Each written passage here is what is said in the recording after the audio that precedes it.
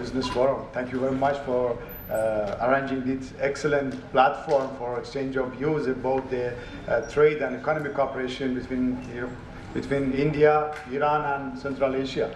But first of all, I think after having a very excellent lunch, everybody, I think, is going to fall asleep. Because of that, I may just invite you first, if possible, to just show a small film regarding touristic attraction of Iran, at least not to be fall asleep. Thank you very much. Is it possible to show the film? You do it, please.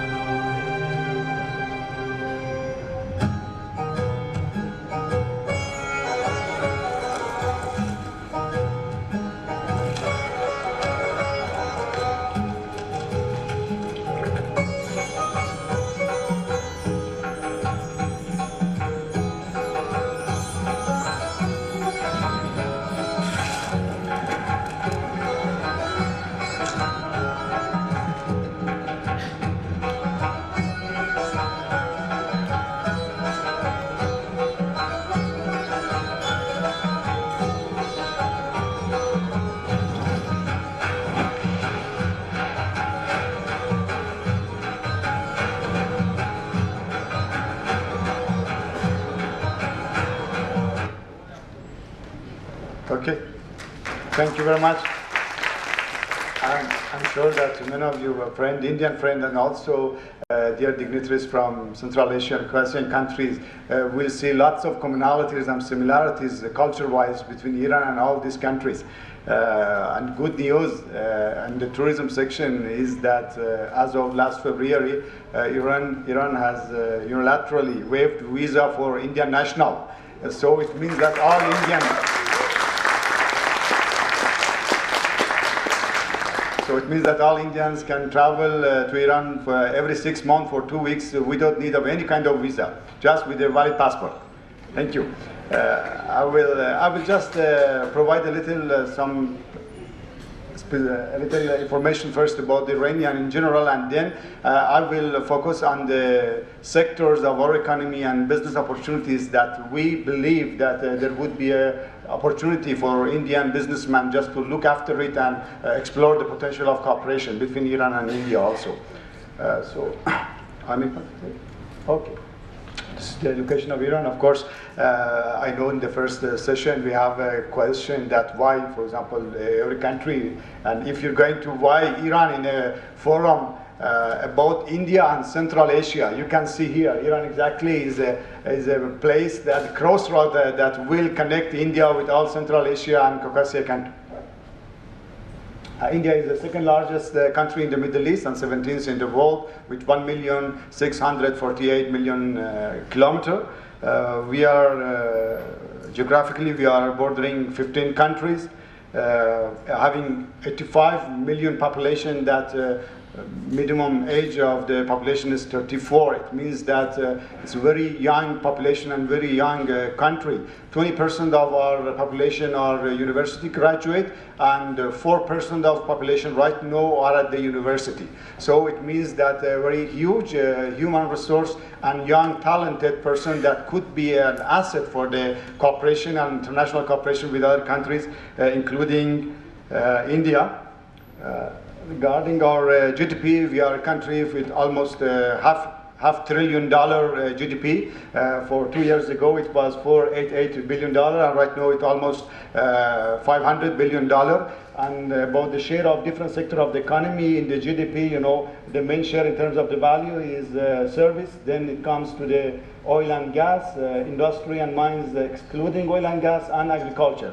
But when you're taking into consideration the employment share from the industry and your GDP, this hierarchy is exactly reversed. That means most people are being hired and employed in the agricultural section, and then it comes until the service section. As in terms of the cooperation opportunities between Iran and India, I will explain a little bit about energy and petrochemical, mining industry, pharmaceutical, agricultural, automobile industry, and maybe tourism, but I will skip it since you have already watched the film. Yeah, for gas, Iran has 6% of gas production of the world annually. And oil also, we are producing 186 million tons of oil, contributing to 4% of the global production. In petrochemical sector also, it's one of the most important sector of our economy. It's a first part of also Iranian export as well. When it comes to Iran-India relation, also a big part of our export to India also it's petrochemical. As you see here, we are right now we are exceeded 100 million tons last year. The production of petrochemical items, that 20 million tons we are exporting annually. We are producing 10% of the methanol of the world and 8% of ethylene. It's expected by the 2040s that this section will increase by 4.5%. Here also it shows the share of all the oil and gas sector in the world and in Iran also. Here shows the petrochemical sector of Iran, and as you will see, the methanol, ethylene, ammonia, propylene, and xylene, and different item petrochemical goods that we are producing. Here we have the growth during the last 6 years, minimum 6% each year. The petrochemical sector of Iran has experienced growth. And at the bottom you will see the main destination of our export. The first is China, then Turkey, and the third comes India with the 6% of our production. And then we have UAE, Iraq, and other countries. But since a part of export of Iranian to some other countries probably would be re-export again, most probably the percentage of the import of petrochemical goods by India would be more than this 6% that you are seeing here. Yeah, here's also the geographical location of our petrochemical areas. That majority of them are the north, west, and western country. Mashar and Asaliye as the biggest. They have 80%, in general, 80% of our petrochemical factories are based here. In mining industry, so oil and gas, as you are also sharing the huge potential that there is for producing on LNG and CNG. It's one of the important areas that could be explored by the Indian companies. They are interested because we know that still some years ago, India was one of the biggest importer of the oil and gas from Iran. However, right now this number has decreased significantly, but we both countries are working together to increase this sector. So just trying to find to implement some project on LNG, CNG, and for increasing the production of the gas. It could be a very lucrative area for Indian businessmen, I think. Yeah, here for mine, we are one of the 10 rich countries in terms of the mine. We have 15,000 mine, less than half of them, 6,000 of them right now it's active. So it means for activation of 9,000 mine, there would be a need for huge investment that could be interested maybe for by Indian businessmen. Right now, its value market is almost $12 billion that employ 130,000 people. The leading producer, we are leading producer of steel, iron ore, gypsum, cement, also zinc and other mine. That here you are also seeing a 10-year extraction of different mine in aluminum, copper, iron, and the last row you are seeing that by the current, as per the last 10 years extraction, it will continue during this 10 or this procedure. For example, for aluminum, we will have mine for next 35 years, for copper 56 years, and for iron ore for 22 years. So here is also the same against in mining, that I will try to skip it. Pharmaceutical area. I know that India is a very important power in production of pharmaceutical items. More than 90% of the world drugs and medicine are being produced by India. We in Iran also has a big industry, pharmaceutical and pharma industry. More than 350 enterprises are working on producing pharmaceutical items. Right now, we are producing 99% of our domestically used medicine and the pharmaceutical needs of the country. But this is in terms of the quantity. But when it comes to the quality and the value, that 1% that we are importing from other countries, it has 13% of the value. So it means that we are importing some expensive drugs. Also, during the last decades, many Indian companies are working closely with their Iranian counterparts for jointly production of this pharmaceutical and drug medicine that we are producing in Iran. We have some companies that they are working with Iranian counterpart for decades, more than 5-6 decades. I know some companies that are working with them. They are also exporting from India some raw material for production of pharmaceutical items. So this is also still another area that need more consideration from the Indian side. Here also about the pharmaceutical area, the growth of annual growth, the share of industrial in labor of Iran, and also the share of this industry investment. You will see that during last 3 years, it's not very updated number. It's for 2020 that $320 million investment has been there. It means that there is a section that will need some more investment, more cooperation. That India, considering the potential that there is, could be a good goal for Iranian companies also to work with. Here also shows the 99% of production that we are producing in Iran and the value of that 1% that we are importing. Here, agriculture also, we are, it's a $33 billion market size. It's 6%, has 6% of our GDP and 50 million hectare agricultural land. Almost 9% of Iranian land is arable and under agricultural use. We are producing different kind of vegetables and fruits that also exporting vegetable and fruits is one of the main items that right now we are working with India, as you will see here. This is the farming land, Iran farmers, production, and also agricultural GDP that I mentioned. Here are the main production, agricultural production that right now we have. The fodder plant for the farms is the fodder plant, cereal, vegetables, industrial product, and fish products. For garden also it's apple, orange, grape, date, and cucumbers that as you know, importing apple, kiwi, and some other fruits is one of the items that right now are being exported from Iran to India. And this is also a greenhouse in another expanding area in Iran that more and more people and companies are working on this. And right now, the majority of the production in greenhouse is in cucumber, then come to tomato, bell pepper, eggplant, and strawberry.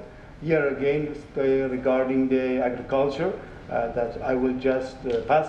Automotive industry, you know, India also has an important automotive industry. Iran, annually we are producing between 800 to 1 million cars per year. And most of them are being produced by the Iranian companies, Iran Khodro and Saipa, and some other smaller companies during the last decades. We have started joint production of some Chinese car. Also, there is a big chain of part production industry. It could be a very good and interesting area for Indian companies who are interested to work on this. If any country is interested to work, it will be a pleasure for us to connect them with their Iranian side. Yeah. Here, tourism also, I will not go through since we had.